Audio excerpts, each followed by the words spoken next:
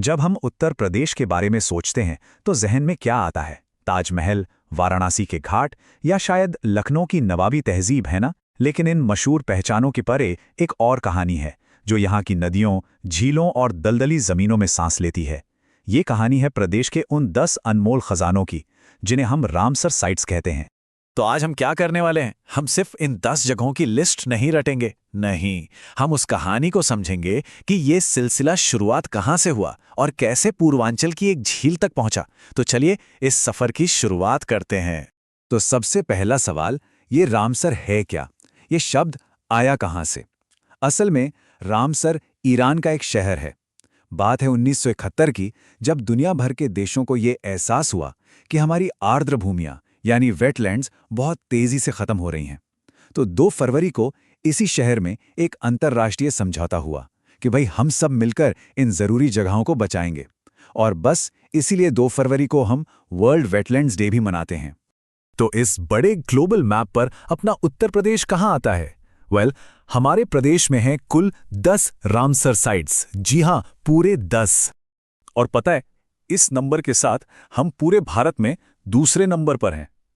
सबसे ज्यादा साइट्स तो तमिलनाडु में हैं, पर 10 साइट्स होना भी अपने आप में बहुत बड़ी बात है। यह दिखाता है कि हमारे प्रदेश में कितनी जबरदस्त बायोडाइवर्सिटी है। तो चलिए कहानी शुरू करते हैं।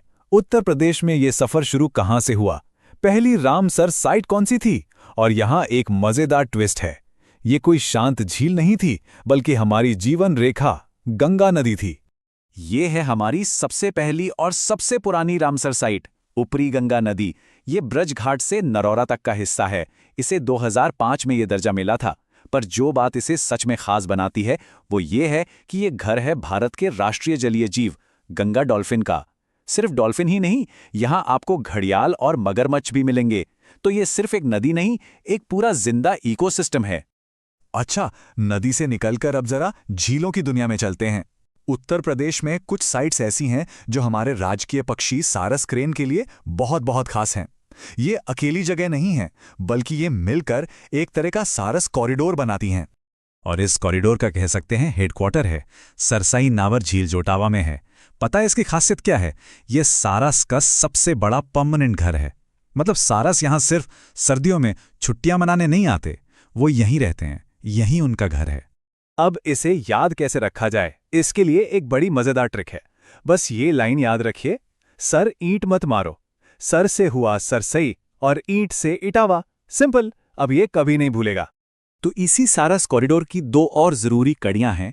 एक है मैनपुरी में समान पक्षी विहार और दूसरी हरदोई में सांडी पक्षी विहार। चलिए देखते हैं इनको कैसे याद रखना है। समान और मैनपुरी के लिए सोचिए। समाज में सबको समान अधिकार देना ही तो मेन बात है। हो गया ना याद? और सांडी हरदोई, अरे ये तो राइम ही करते हैं, सांडी हरदोई। तो ये तीनों मिलकर सरसई, समान और सांडी सारस के लिए एक सेफ जोन बनाते हैं। चलिए सारस कॉरिडोर से आगे बढ़ते हैं और कुछ और अनोखी झीलों की सैर करते हैं। हर एक की अपनी अलग पहचान है, अपनी अलग कहानी। सबसे पहले चलते हैं रायबरेली के समसपुर पक्षी विहार, जिसकी शेप एस जैसी है। फिर आते हैं गोंडा के पार्वती अर्गा पर, जो असल में पार्वती और अर्गा नाम की 2 जुड़ी हुई झीलें हैं। और फिर है उन्नाव का नवाबगंज पक्षी विहार, जिसका नाम अब बदलकर शहीद चंद्रशेखर आजाद पक्षी विहार कर दिया गया है। और इन्हें याद रखने का तरीका तो और भी शानदार है। समसपुर रायबरेली, समोसा खाने के लिए किसी की राय क्यों लेनी?